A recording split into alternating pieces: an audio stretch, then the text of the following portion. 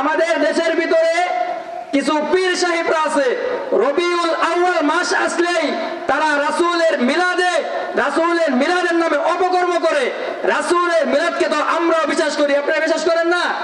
রাসূলের মিলাদকে তো বিশ্বাস করতে হবে, অবিশ্বাস করার তো কোনো কায়দাই নাই। কিন্তু রাসূলের মিলাদের নামে বাংলাদেশের ভিতরে যেসব বন্ড পীরেরা অপকর্ম চলে, সেই অপকর্ম বিশ্বাস করতে আমরা রাজি না। কথা বলেন ঠিক কিনা? রাসূলের নামে রবিউল আউয়াল মাস আসলেই সিন্নি করে, লাইটিং করে, সামিয়ানা করে, জাল হাদিসও কই মানলাম। রাসূলের মহব্বতে লাইটিং করে, সামিয়ানা করে, জাল হাদিস কই, আমরা সেটাও মেনে নিলাম। যখন আসাদ নূরের মতো কুলাঙ্গার আল্লাহ রাসূলকে গালি দিয়ে বাংলাদেশে বসবাস করে, যখন একটি দল উলামায়ে কেরাম ওই শাপলা চত্বরে যায় রাসূলের ইজ্জত হেফাজত করার জন্য, তখন একটি দল পিছন থেকে বসে বসে ফতোয়া দেয় যারা রাসূলের ইজ্জত হেফাজত করার জন্য ঢাকা আন্দোলনে শহীদ হয়, তারা ওই সমস্ত দলের মানুষের বিপক্ষে ফতোয়া দেয়, রাসূলের বদদুয়া লেগেছে। আর যারা আল্লাহ রাসূলের ইজ্জত হেফাজত করার জন্য শাপলা চত্বরে যায়, যারা জেলখানায় যায়, তাদেরকে বলে ইয়াজিদের পিতাদের উচিত শিক্ষা হয়েছে। কথা বলেন ঠিক কিনা? কয় না? আমাদের দেশে এরকম মানুষ আছে কি নাই? আছে।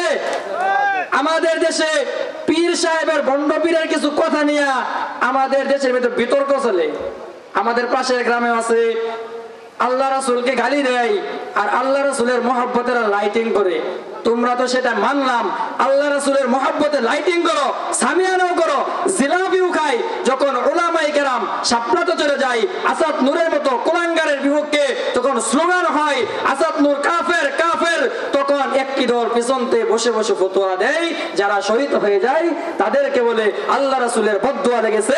আর যারা আল্লাহ রাসূলের ইজ্জত হেফাজত করার জন্য জেলখানায় যায়, তাদেরকে বলে ইয়াজিদের পিতাদের উচিত শিক্ষা হয়েছে।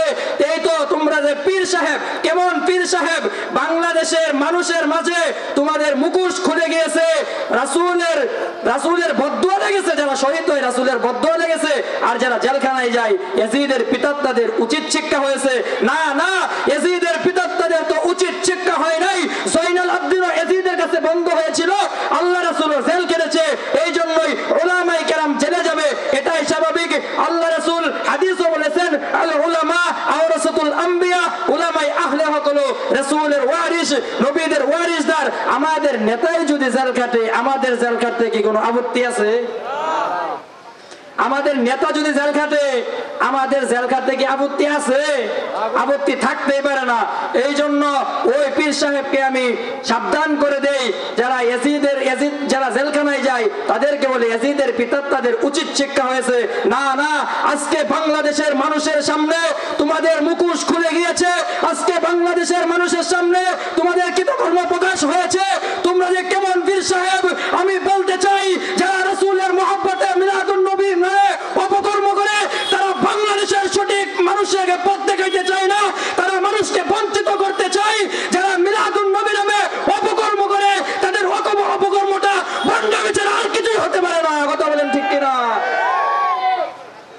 আমাদের বাংলাদেশে উলামায়ে কেরাম যদি জোরে কথা বলে, আমাদের সমাজেও এমন কিছু লোক আছে ওলামায়ে কেরাম জোরে কথা বলে, তাদের কি জোরে কথা বলে ইসকে যে কিতা একটু অন্য জোরে কথা বলতে পারে না। না না, সব সময় তো আল্লাহ রাসূলের নিরপেক্ষতা হয় নাই। আল্লাহ রাসূল হাদিসে বলেছেন, ইস্তাদদা গাযাবুহু ওয়া আলা সাওতুহু কান্নাহু মুনজিরু জাইশিন। যখন আল্লাহ রাসূল কোনো প্রতিবাদ করতেন, কোনো খারাপ কাজের প্রতিবাদ করতেন, সাহাবায়ে কেরামকে সতর্ক করতেন, তখন ইস্তাদদা গাযাবুহু ওয়া আলা সাওতুহু কান্নাহু মুনজিরু জাইশিন, আল্লাহ রাসূলের কণ্ঠটা বুলন্দ হয়ে যেত, উঁচু হয়ে যেত। এই জন্য উলামায়ে কেরাম তো আল্লাহ রাসূলের অনুসরণ করে। এই জন্যই তো মাহফিলে কোন জালেমের প্রতিবাদ করতে, কোন জালেমকে আল্লাহ রাসূলের বিরুদ্ধে যারা করে তাদেরকে প্রতিবাদ করতে জোরে কথা বলে। আর আমাদের সমাজে কিছু নাস্তিক মার্কা লোক আছে, তারা বলে উলামায়ে কেরাম খালি মাগের সামনে জোরে কথা বলতে পারে। না না, উলামায়ে কেরাম মাগের সামনে জোরে কথা বলতে পারে না। উলামায়ে কেরাম তো ঈমানের জোরে কথা বলে, তারা মাগের সামনেও পড়ে, রাস্তাঘাটেও পড়ে। আল্লাহ রাসূলের ইজ্জত হেফাজত করার জন্য যে উলামায়ে কেরাম জোরে কথা বলবে, যেখানে যেই জায়গায় লাগবে, যেই জায়গায় যেই অ্যাকশনটা লাগে সেই জায়গায় চলে। এদেশে হযরত শাহজালাল রাহমাতুল্লাহি আলাইহি যখন সিলেটে আগমন করলেন, তখন শ্রেষ্ঠ বড় আলেম ছিল ইলিয়াস রহমতুল্লাহি আলাইহি, সে বক্তব্য যেতেন হাতের মধ্যে লাঠি নিয়ে যেতেন, কিন্তু তাকে প্রশ্ন করা হলো, মৌলবী তোমরা সন্ত্রাসী যাও না, হাতের মধ্যে বাজের লাঠি কেন? সে উত্তর দিল, অন্ধবুড়ি রাস্তা দিয়ে হাঁটে, চোখে দেখে না, হারিকেল জ্বলায় হাঁটে। কেন হারিকেল জ্বলায় হাঁটে? অন্ধবুড়ি রাস্তাতে তো ওই জন্যই হারিকেল জ্বলায় হাঁটে, সে চোখে দেখে না, কিন্তু যে রাস্তা দিয়ে যাবে, যে চোখে দেখে, সে যেন করে ধাক্কা দিয়ে পালায় না দেয়, এই জন্য অন্ধবুড়ি হারিকেল জ্বলায় হাঁটে। এই জন্যই শাহজালাল রহমতুল্লাহি আলাইহি বললেন, আমরা তো সন্ত্রাসী চাই না, মুসলমানরা তো সন্ত্রাসী চাই না, উলামায়ে কেরাম তো সন্ত্রাসী চাই না, উলামায়ে কেরাম শ্রেষ্ঠ শৃঙ্খলা সমাজ করতে চাই। উলামায়ে কেরামের হাতের মধ্যে এই জন্যই লাঠি থাকে। উলামায়ে কেরাম যখন নামাজে দাঁড়িয়ে যায়, কোরআনের বয়ান করে, কোরআনের স্লোগান দেয়, আল্লাহ রাসূলের ইজ্জত হেফাজত করার জন্য সাপ্রাচতে যায়, যদি কোনো বেঈমানের বাচ্চা যদি উলামায়ে কেরামকে ওই আল্লাহ রাসূলের ইজ্জত হেফাজত করার সময় বাধা দেয়, তখন তো আমাদের লাঠিটা আত্মরক্ষা হিসেবে ব্যবহার হতে দরকার কি দরকার না? এই জন্যই উলামায়ে কেরামের হাতে লাঠি থাকে। আমাদের হযরত উলামায়ে কেরামরা, আমাদের আকাবিররা, আমাদের একজন বড় আলেম সবাই আপনারা চিনেন, আল্লামা মামুনুল হক মাহমুদুল হাসান গুনুবি, অনেক আলেমী বিনা দোষে জেল কাটতেছে, অনেক আলেমী বিনা দোষে জেল কাটতেছে। আর যে সকল আলেমরা বিনা দোষে জেল কাটতেছে, আর যারা এখনো পর্যন্ত ঘরের ভিতরে বসে বসে আলেমরা জেল কাটে, আপনারা হাসেন, তাদেরকে আমি বলতে চাই, আলেমরা জেল কাটবে আর আপনারা হাসবেন। উলামায়ে কেরাম যদি বাংলার জমিনে না থাকতো, উলামায়ে কেরাম যদি বাংলার জমিনে না থাকতো, এখন বাংলাদেশের অবস্থা যে রকম হয়েছে, আমার মনে হয় আরো ডাবল হয়ে যেত। উলামায়ে কেরামের মাগের ভিতরে আলোচনার কারণেই, উলামায়ে কেরাম মাগের ভিতরে চিল্লানোর কারণেই, উলামায়ে কেরাম মাগের ভিতরে আলোচনা করার কারণেই, রাস্তাঘাটে স্লোগান দেওয়ার কারণেই, এই জন্য বাংলাদেশে এখন পর্যন্ত আপনারা পেঁয়াজ 120 টাকা কেজি পাইতেছেন।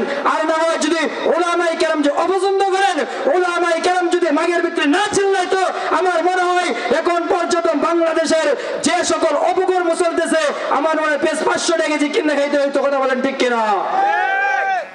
আমি যেসব কথা বললাম, আমি তো সেই সব কথা বলার যোগ্য না, কিন্তু আপনাদের দোয়ায় আমি এইখানে বসেছি।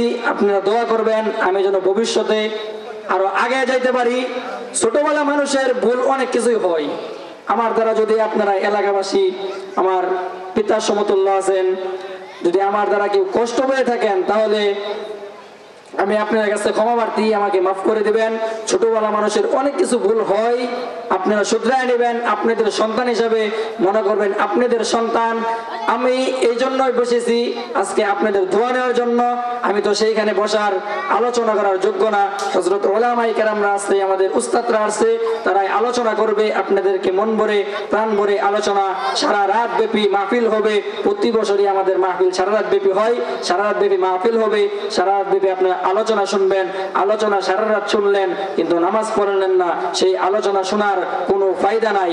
দুইটা কথা শুনবেন, দুইটা কথার উপরে আমল করবেন, তাহলে আমার মনে হয় আল্লাহ পাক রব্বুল আলামিন ওই দুইটা কথা যদি আপনি শুনে আমল করতে পারেন, আল্লাহ পাক রব্বুল আলামিন যদি খুশি হয়ে যায়, ওই কাল কিয়ামতের দিন এই দুইটি কথাই, দুইটি কাজের উছিলায়, দুইটি কৃতকর্ম, দুইটি মাহফিলের মাঝে এই জান্নাতের বাগানে বসে যে দুইটি কথা শুনেছেন, সেই জন্য আমার মনে হয় আমার মতো নাফরমানকেও আপনি যদি আমার কথা মনে হেদায়েত হয়ে যান, আল্লাহ যদি আপনি হেদায়েত দেয় আমার উসিলায়, আমার মনে হয় আমার মতো নাফরমানকে আল্লাহ কাল কিয়ামতের দিন, হাসরের দিন আমাকে ফুলসিরাতের ফুল পারি করে দিতে পারে, আপনাকেও পারি করে দিতে পারে। এই জন্য আপনাদের পায়ে হাত দিয়ে বলতেছি, যারা আমাদের সমাজে বিশৃঙ্খলা সৃষ্টি করে তারা যেন না করে। আমাদের দ্বীনি মাহফিলগুলা এই জন্যই যে সমাজের ভিতরে যে কৃতকর্ম হয় তাদের বিরুদ্ধে, তাদেরকে কিছু বোঝানোর জন্য, নামাজের আল্লাহর প্রতি, আল্লাহ রাসূলের প্রতি আসক্ত করার জন্য মাহফিলগুলা। এই জন্য আপনারা আমার জন্য দোয়া করবেন। আমি আপনার কাছে দোয়া প্রার্থী, আমার জন্য দোয়া করেন আমি যেন ভবিষ্যতে আরো বড় বড় মাহফিলে আরো আগে যাইতে পারি। ওয়া আখিরু দাওয়ানা আলহামদুলিল্লাহি রাব্বিল আলামিন। আসসালামু আলাইকুম ওয়া রাহমাতুল্লাহি ওয়া বারাকাতুহু।